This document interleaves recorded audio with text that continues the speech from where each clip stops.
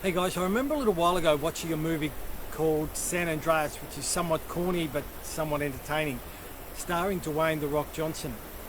And for those of you who don't know or haven't seen it, it centers around an earthquake and focuses on the response that people had to that earthquake, with the trailer posing the question, who will you be with when everything falls apart?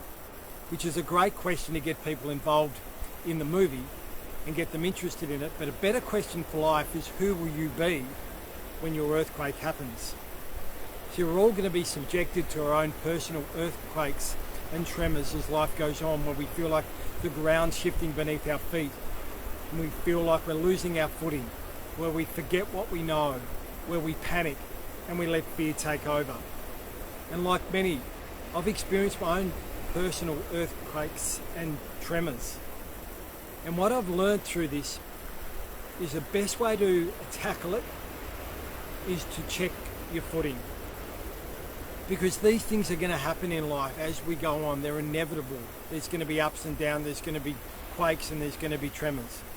But check your stance, adjust your footing. But more importantly, look for the higher ground, because that's where you're going to be best placed.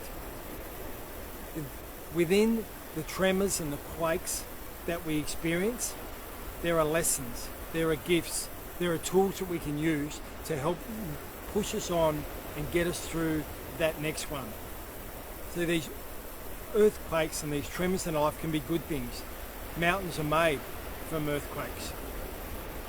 So when your quakes happen, when your tremors happen, who are you going to be when they happen? Are you going to be the panicker? Are you going to be the freezer?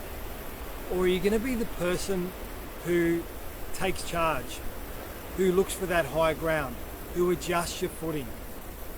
Because sometimes these things, they take our feet out from underneath, they send us to our knees.